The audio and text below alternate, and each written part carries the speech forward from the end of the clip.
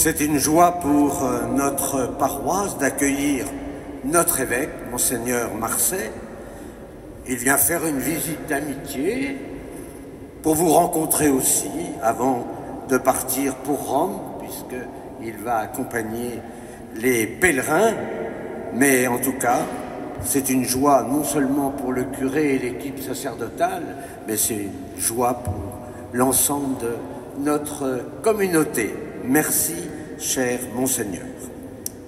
Bonjour à tous. Au nom du Père et du Fils et du Saint-Esprit, Amen. La paix soit avec vous. Et avec votre esprit. Effectivement, nous sommes en train de vivre cette année jubilaire et dimanche après dimanche, Jésus, le Seigneur, vient nous enseigner.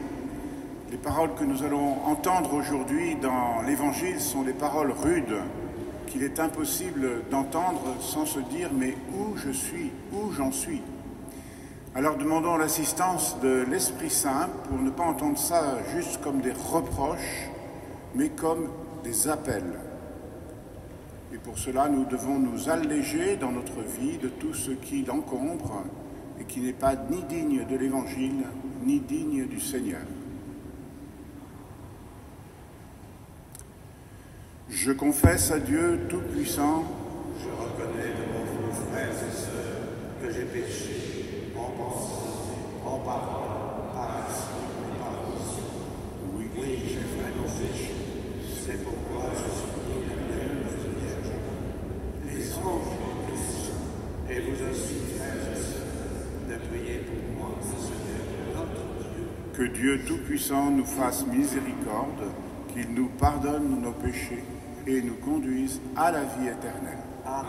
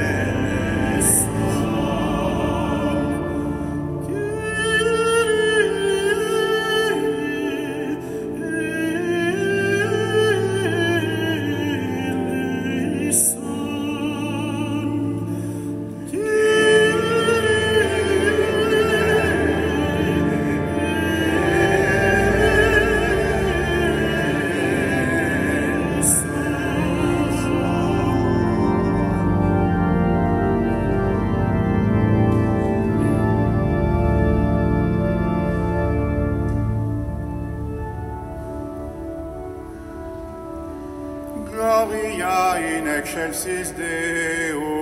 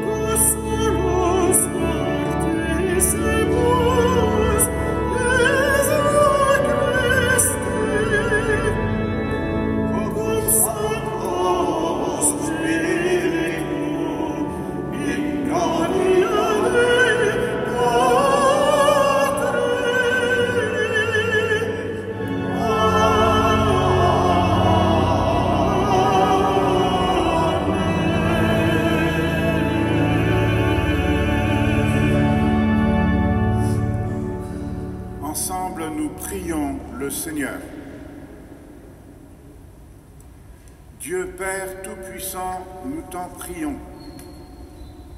C'est septième ou huitième? Septième. Accorde-nous de conformer à ta volonté nos paroles et nos actes dans une inlassable recherche des biens spirituels. Nous te le demandons par le Christ Jésus, qui est ton Fils et notre Seigneur, vivant auprès de toi, Père, dans l'unité du Saint-Esprit, Dieu pour les siècles des siècles. Amen.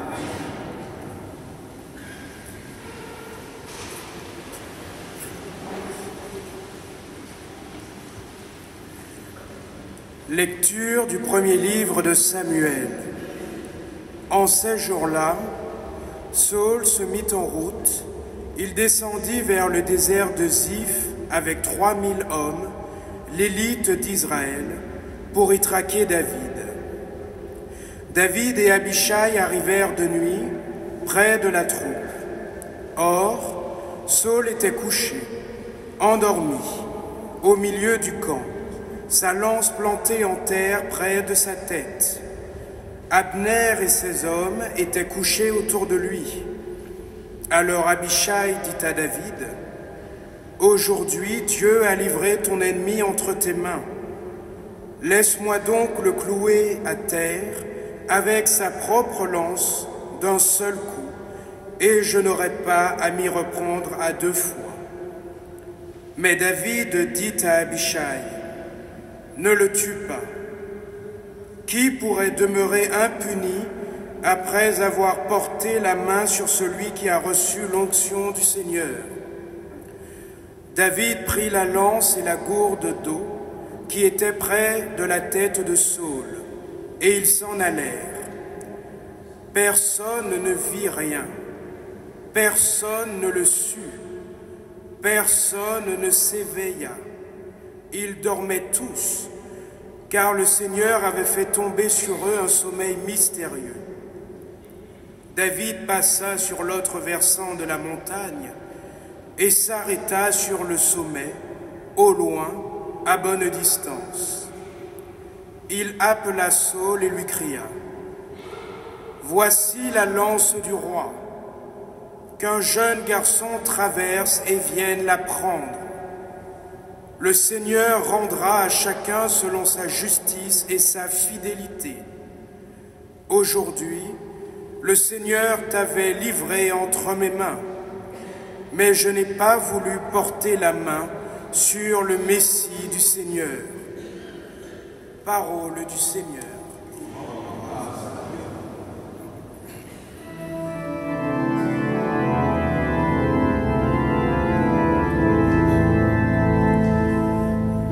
Seigneur,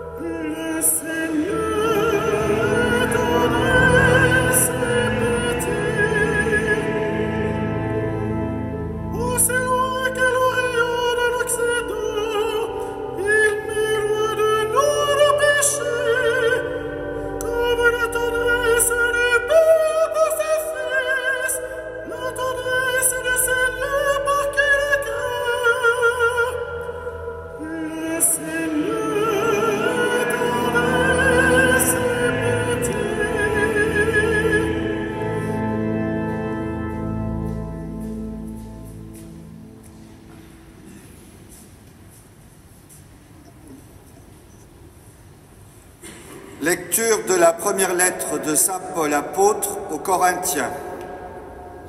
Frères, l'Écriture dit, le premier homme, Adam, devint un être vivant.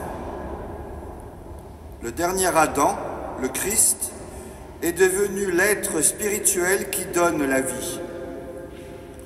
Ce qui vient d'abord, ce n'est pas le spirituel, mais le physique. Ensuite seulement vient le spirituel. Pétri d'argile, le premier homme vient de la terre, le deuxième homme, lui, vient du ciel. Comme Adam est fait d'argile, ainsi les hommes sont faits d'argile. Comme le Christ est du ciel, ainsi les hommes seront du ciel. Et de même que nous aurons été à l'image de celui qui est fait d'argile, de même nous serons à l'image de celui qui vient du ciel. Parole du Seigneur.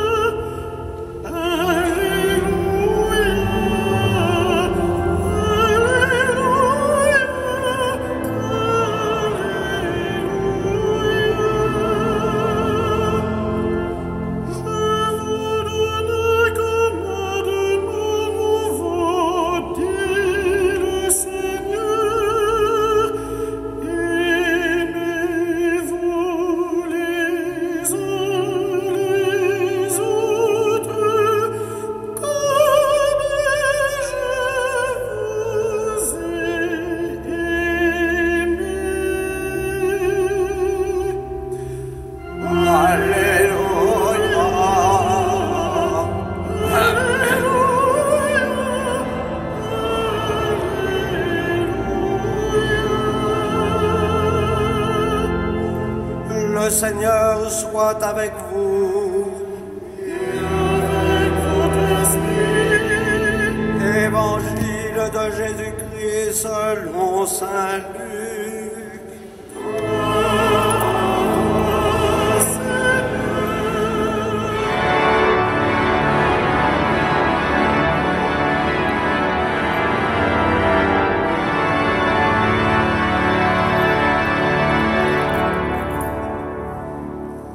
En ce temps-là, Jésus déclarait à ses disciples, « Je vous le dis à vous qui m'écoutez, aimez vos ennemis, faites du bien à ceux qui vous haïssent, souhaitez du bien à ceux qui vous maudissent, priez pour ceux qui vous calomnient.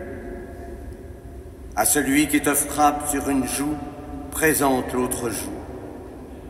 À celui qui te prend ton manteau, ne refuse pas ta tunique. Donne à quiconque te demande, et à qui prend ton bien ne le réclame pas. Ce que vous voulez que les autres fassent pour vous, faites-le aussi pour eux. Si vous aimez ceux qui vous aiment, quelle reconnaissance méritez-vous?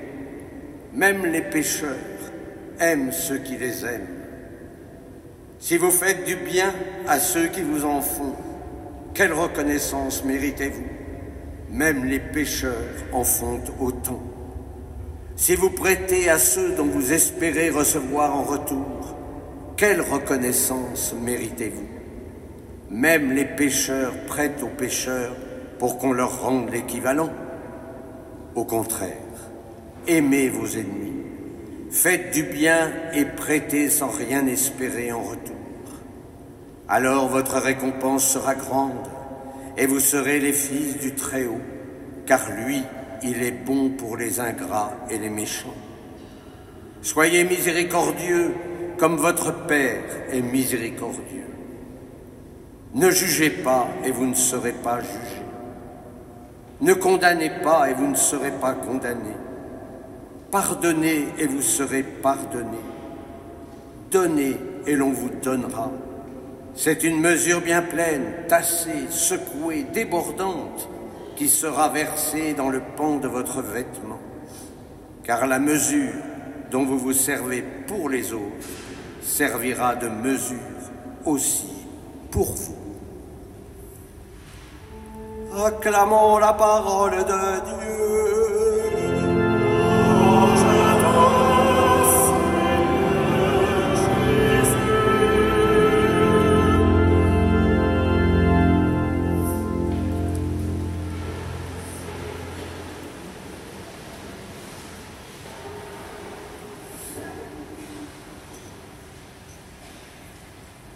En laissant lire, proclamer cet évangile par votre curé, j'ai recompté au fur et à mesure toutes ces paroles qui tombent sur nos vies. Il y en avait 18.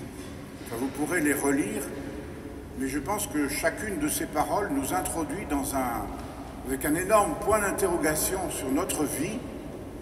Comment Jésus peut-il nous demander ça? Est-ce que c'est possible? Je reprends juste 2. Aimez vos ennemis. Et la deuxième, si on te frappe sur une joue, tends l'autre joue.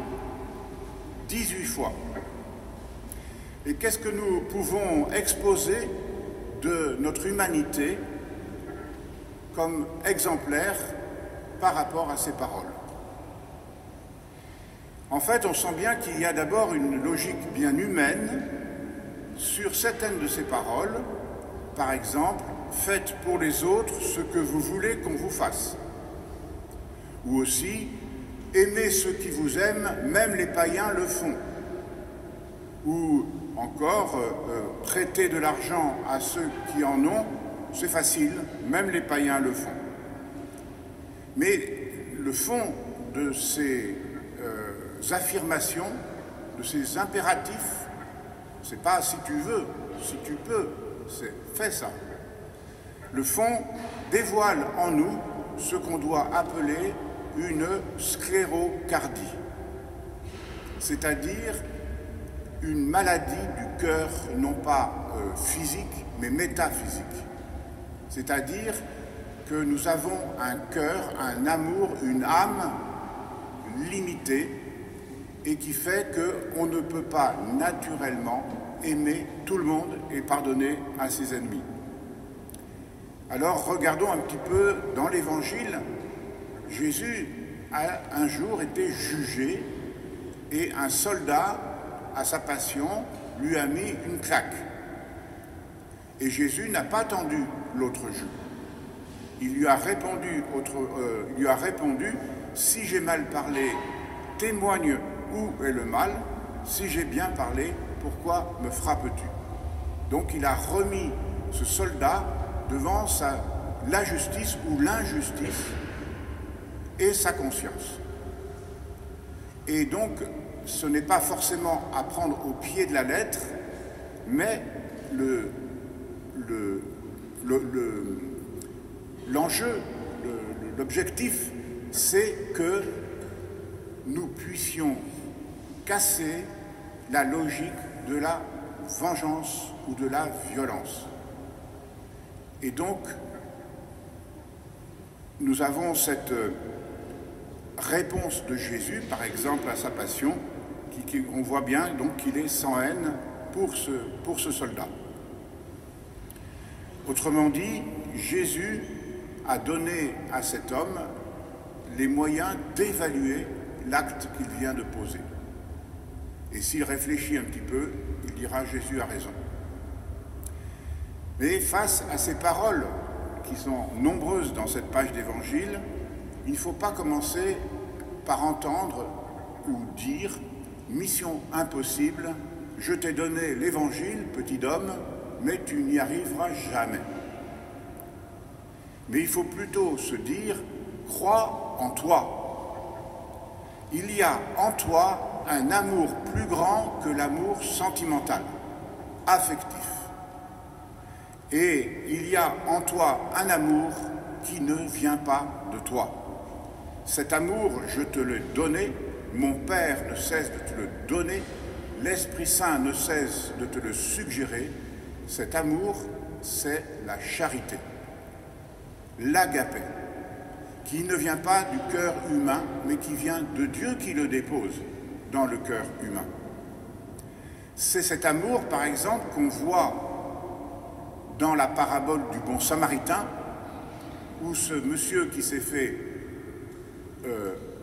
attaquer par des bandits est soigné par quelqu'un qu'il ne connaît pas, qui n'a pas d'amitié, pas d'affect, et encore c'est un ennemi parce que c'est un samaritain, et il le fait quand même, parce qu'il laisse son cœur être habité par plus grand que lui. De même, David, dans la première lecture qu'on a entendue, il va gracier Saül, alors que c'est son ennemi, parce qu'il jette, grâce à l'Esprit Saint, un regard sur Saül qui ne le considère pas simplement comme son ennemi. Il est son ennemi, mais il est aussi celui qui a reçu l'onction du Seigneur. Comment vais-je m'opposer, comment vais-je tuer le Messie du Seigneur? Et donc il y a en nous un trésor bien enfoui, et pour aller le chercher, il faut de la foi, qui est la charité de Dieu, l'amour de Dieu. Et donc je vais vous proposer en 8 ans, très simple, mais pas facile évidemment à pratiquer même par moi, même par nous les prêtres, un petit parcours spirituel pour arriver à imaginer, aimer son ennemi. Et encore mieux, pour aimer son ennemi. Première attitude, décider de ne plus rencontrer cet ennemi, c'est-à-dire l'éviter au moins pendant un certain temps. Deuxième palier, ne pas en rajouter dans ma tête sur sa méchanceté et garder une mémoire de plus en plus inflationniste sur ce qu'il me fait et pourquoi il est mon ennemi. Troisième étape, éviter de dire du mal de lui, sans lui, aux autres, en son absence. Quatrième étape, prononcer son nom ou son prénom devant Dieu dans ma prière, sans que personne ne le sache, avec les sentiments qui sont encore les miens, mais que je choisis d'offrir à mon Dieu. Prier pour lui, quatrième étape. Cinquième étape, essayer de trouver en lui une qualité, au moins une, trouver du bien en lui, qui est caché dans sa personnalité. Sixième étape, commencer à dire du bien de cette personne sans naïveté, parce que cette intention, elle est née dans mon cœur priant. Et je cherche à aller plus loin que la haine. Septième étape, lui dire ou lui écrire des choses positives, en recommençant une communication par un autre biais que ce qui nous sépare. Huitième étape, l'aimer avec ce cœur qui a fait tout ce chemin spirituel. Car on ne peut pas aimer un ennemi sans faire un parcours spirituel. Sinon, on est Dieu par nature, et on ne l'est pas.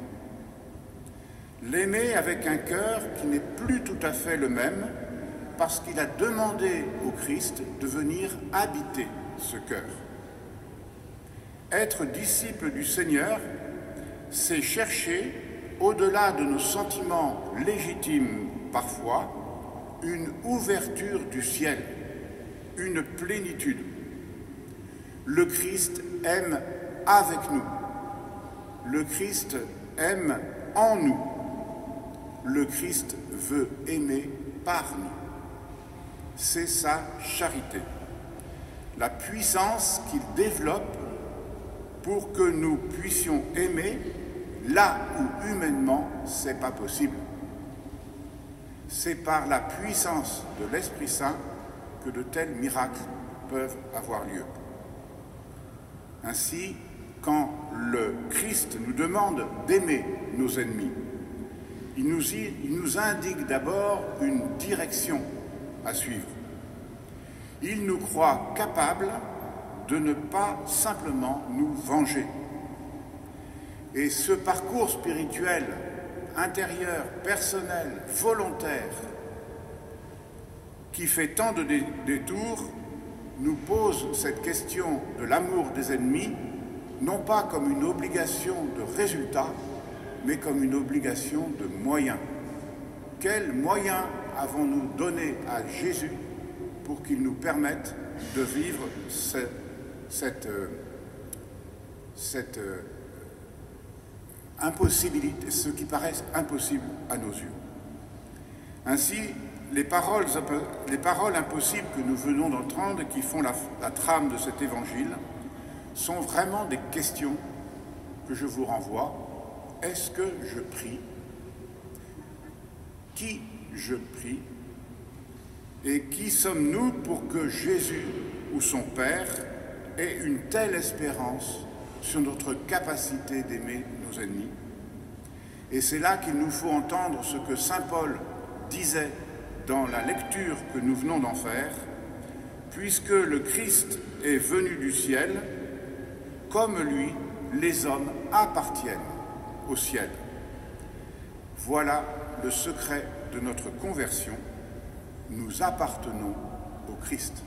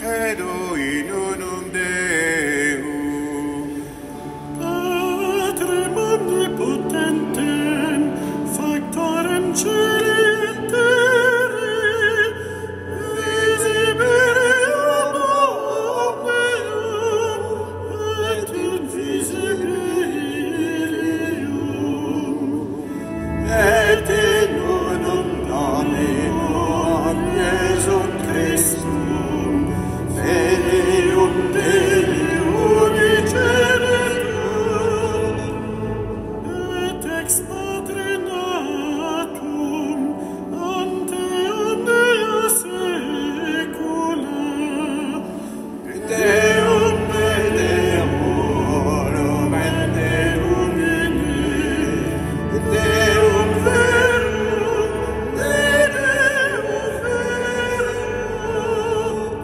genitum non factum, consubstantialem Patris, per quem omnia facta sunt, cui conter nos et conter nostram salutem, descendit de celis,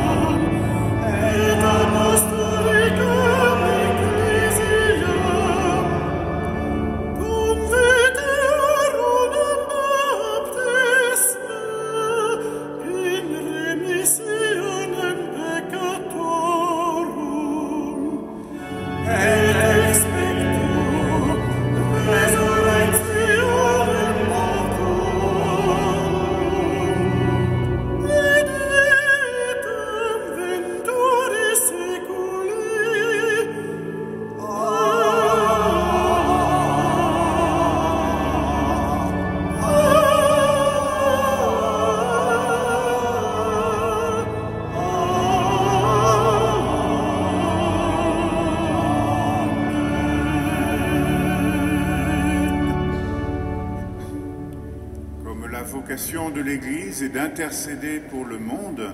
Seigneur, viens écouter ces prières que nous avons écrites et que nous voulons déposer dans ton cœur.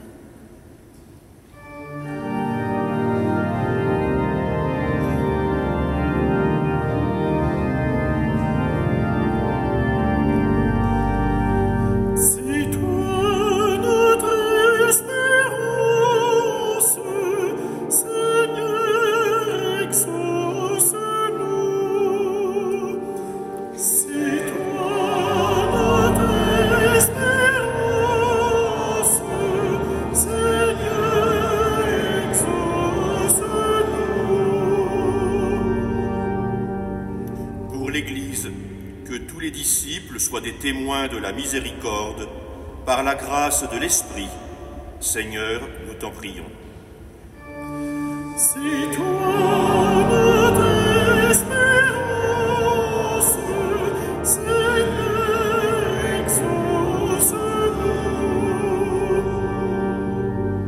Pour les chrétiens, que par leur exemple, ils montrent qu'ils sont les disciples d'un Dieu riche en miséricorde. Seigneur, nous t'en prions.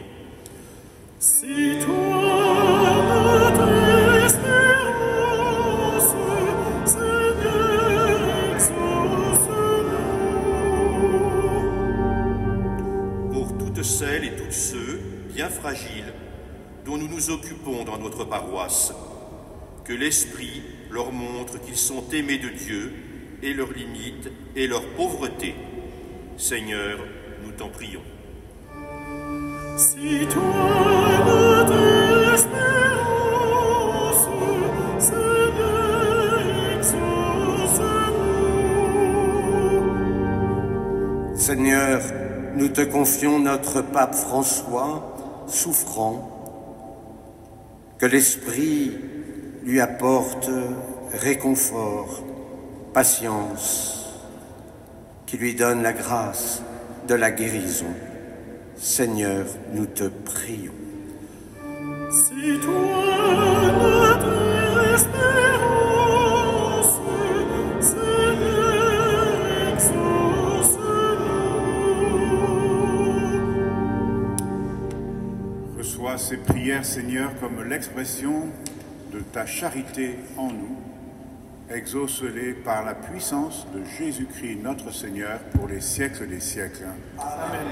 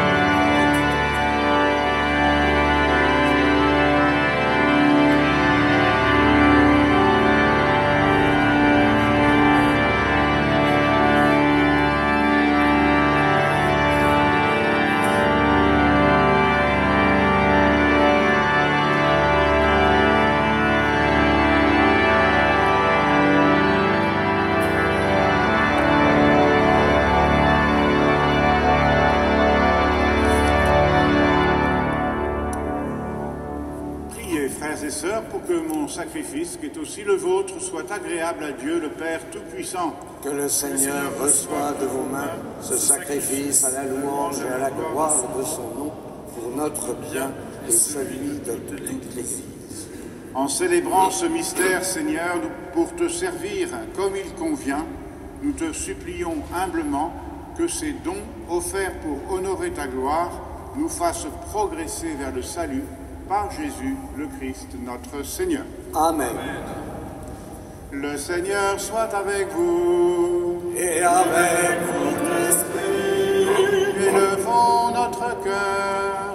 nous le donnons vers le Seigneur. Rendons grâce au Seigneur notre Dieu. Cela est juste et bon. Vraiment, il est juste et bon pour ta gloire et notre salut de t'offrir notre action de grâce, toujours et en tout lieu, Seigneur Père très saint, Dieu éternel et tout-puissant. Nous reconnaissons le signe de ton immense gloire quand tu portes secours à la faiblesse humaine par ta puissance divine. Mais plus encore quand ton Fils prend notre condition mortelle pour nous guérir du péché et de la mort. Ainsi, tu fais de notre existence périssable un passage vers le salut par le Christ notre Seigneur. Par lui, les anges adorent ta majesté, ils se réjouissent en ta présence à jamais. À leur hymne de louange, laisse-nous joindre nos voix pour chanter et proclamer.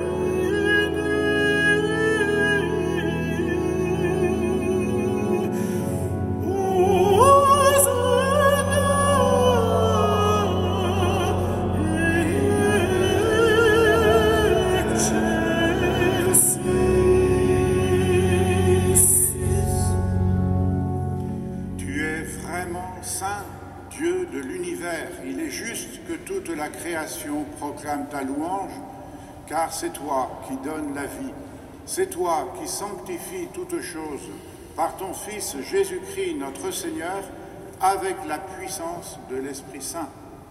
Et tu ne cesses de rassembler ton peuple, afin que du levant au couchant du soleil, une offrande pure soit présentée à ton nom. C'est pourquoi nous voici rassemblés devant toi, notre Père. Et dans la communion de toute l'Église, nous célébrons le jour où le Christ est ressuscité d'entre les morts.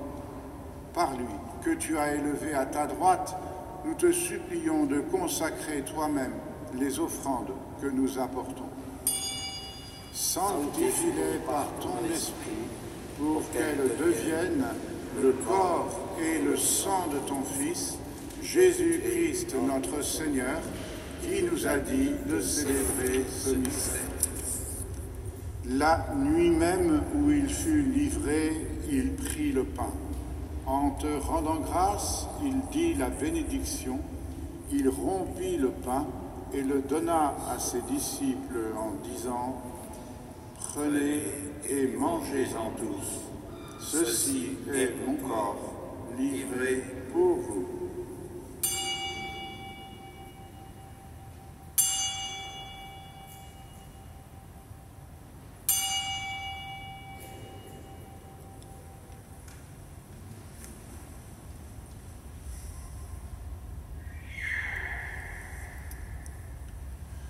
De même, après le repas, il prit la coupe. En te rendant grâce, il dit la bénédiction et donna la coupe à ses disciples en disant « Prenez et buvez-en tous, car ceci est la coupe de mon sang, le sang de l'alliance nouvelle et éternelle, qui sera versé pour vous et pour la multitude en rémission des péchés. Vous ferez cela en mémoire de moi. »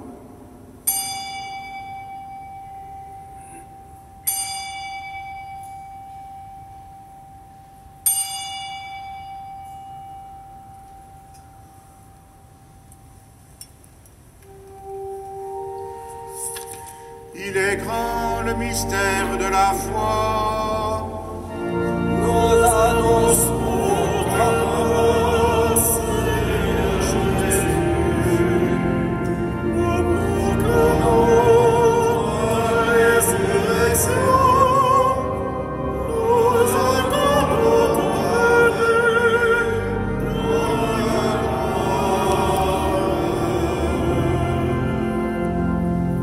En faisant ainsi mémoire de ton Fils, de sa passion qui nous sauve, de sa glorieuse résurrection et de son ascension dans le ciel, alors que nous attendons son dernier avènement, nous t'offrons, Seigneur, en action de grâce, ce sacrifice vivant et saint.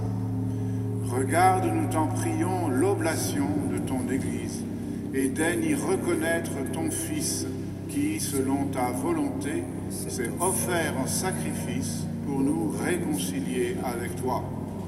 Quand nous serons nourris de son corps et de son sang, et remplis de l'Esprit Saint, accorde-nous d'être un seul corps et un seul esprit dans le Christ.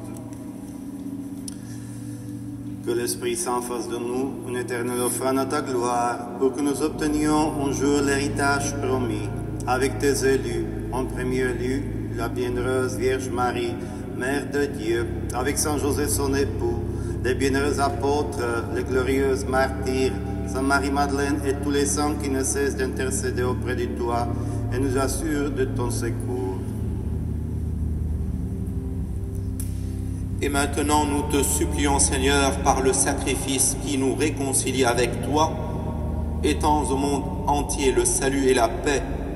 Affermis ton Église en pèlerinage sur la terre dans la foi et la charité, en union avec ton serviteur, notre pape François, notre archevêque Laurent, l'ensemble des évêques, les prêtres, les diacres et tout le peuple que tu as racheté. Écoute en ta bonté les prières de ta famille que tu as voulu rassembler devant toi. Dans ta miséricorde, ramène à toi, Père très aimant, tous tes enfants dispersés. Pour nos frères et sœurs défunts, pour Guy Lancrin, et pour tous ceux qui ont quitté ce monde et trouvent grâce devant toi, nous te prions. En ta bienveillance, accueille-les dans ton royaume, où nous espérons être comblés de ta gloire, tous ensemble et pour l'éternité, par le Christ notre Seigneur, par qui tu donnes au monde toute grâce et tout bien. Par lui, avec lui et en lui. Amen. À toi, Dieu le Père Tout-Puissant, dans l'unité du Saint-Esprit. Amen. Tout honneur et toute gloire pour les siècles des siècles.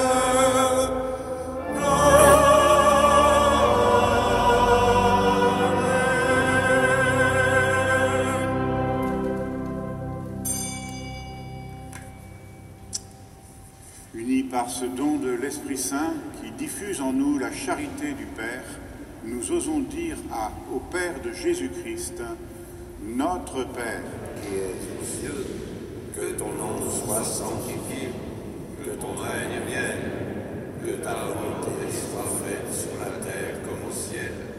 Donne-nous aujourd'hui notre pain de ce jour. Pardonne-nous nos offenses, comme nous pardonnons aussi à ceux qui nous ont offensés. Et ne nous laisse pas entrer en tentation, mais mais délivre-nous du mal. Oui, délivre-nous du mal, Seigneur. Donne la paix à notre planète, à notre Europe, à notre pays et à notre temps. Soutenus par ta miséricorde, nous serons libérés de tout péché, à l'abri, au milieu de toute épreuve. Toi, nous qui attendons que se réalise cette bienheureuse espérance, l'avènement de Jésus-Christ, notre Sauveur. Car c'est à toi qu'appartiennent La puissance et la gloire pour les siècles des siècles. Seigneur Jésus-Christ, tu as dit à tes amis, à tes apôtres, je vous laisse la paix, je vous donne ma paix. Ne regarde pas nos contradictions et nos péchés, mais la foi lumineuse de ton Église. Pour que ta volonté s'accomplisse, donne-lui toujours cette paix et conduis-la ainsi vers l'unité parfaite, toi qui vis et règnes pour les siècles des siècles. Amen. Que la paix du Seigneur soit toujours avec vous. Et avec votre esprit. Dans la charité du Christ, échangeons un geste de paix.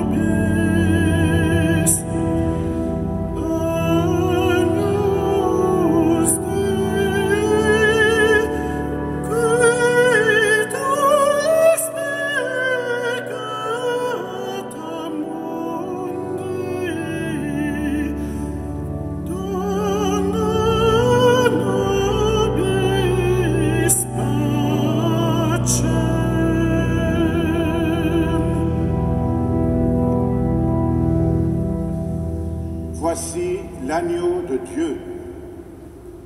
Voici celui qui enlève les péchés du monde. Heureux les invités au festin des noces de l'agneau. Seigneur, je ne suis pas digne de te recevoir, mais dis-moi ta parole.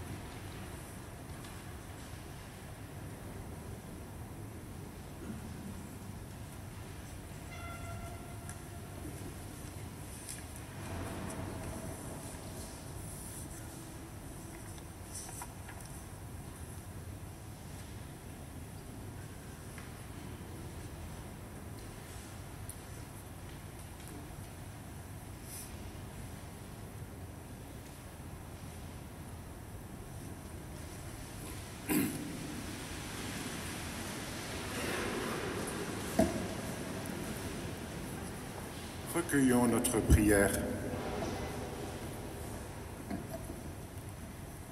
Nous t'en prions, Dieu Père Tout-Puissant, donne-nous de recueillir les fruits du salut, dont ce mystère est déjà la promesse et le gage, en Jésus, le Christ, notre Seigneur. Amen. Je vous rappelle qu'à 16h, nous avons les dimanches musicaux de la Madeleine. N'hésitez pas à venir. C'est un grand récital d'orgue par Susanna Ferjancikova. Donc, c'est pas tout à fait comme ça qu'il fallait prononcer. Mais c'est pas grave, hein, Monseigneur Todt. Tellement compliqué. Voilà, donc dimanche, cet après-midi, et puis, si tout se passe bien, nous arrivons au 8e dimanche prochain. Et alors après c'est la conversion, c'est le carême. En tout cas, avant de parler du carême, donc on va faire bombance, et on va dire combien nous sommes heureux d'avoir eu notre évêque avec nous. Je lui disais, il va y avoir personne parce qu'ils sont tous en vacances. Eh bien écoute, ils sont tous revenus. Voilà, où ils se sont privés des vacances. Donc je rends grâce que vous soyez là avec notre évêque.